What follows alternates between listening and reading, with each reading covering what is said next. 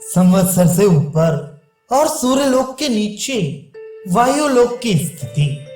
वेदांत दर्शन चौथा अध्याय तीसरा पाठ दूसरा सूत्र।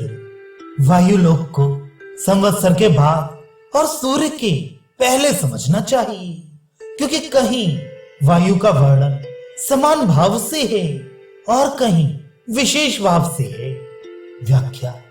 एक श्रुति कहती है, जो इस प्रकार ब्रह्म विद्या के रहस्य को जानते हैं तथा जो वन में रहकर श्रद्धा पूर्वक सत्य की उपासना करते हैं, वे अर्ची अर्थात ज्योति, अग्नि अथवा सूर्य किरण को प्राप्त होते हैं।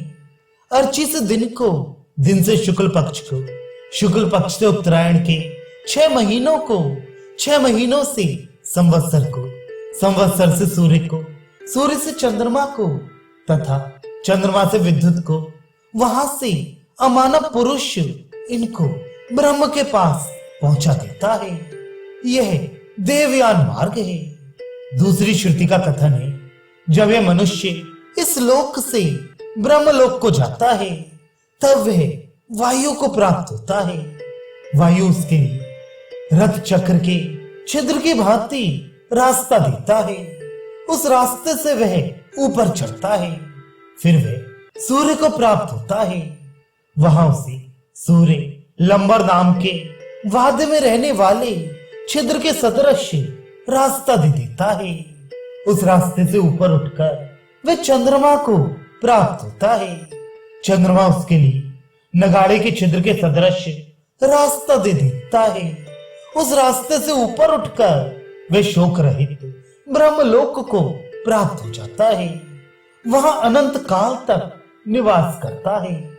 उसके बाद ब्रह्म में लीन हो जाता है।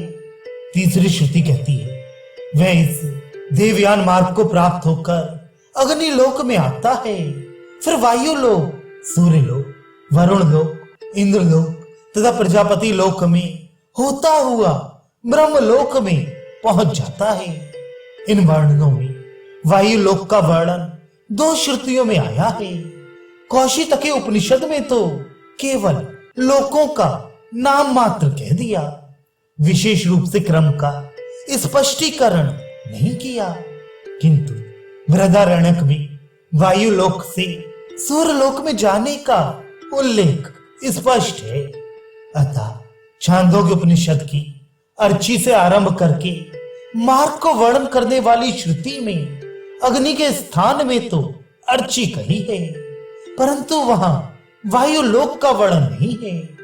इसलिए वायु लोक को संवत्सर के बाद और सूर्य के पहले मानना चाहिए।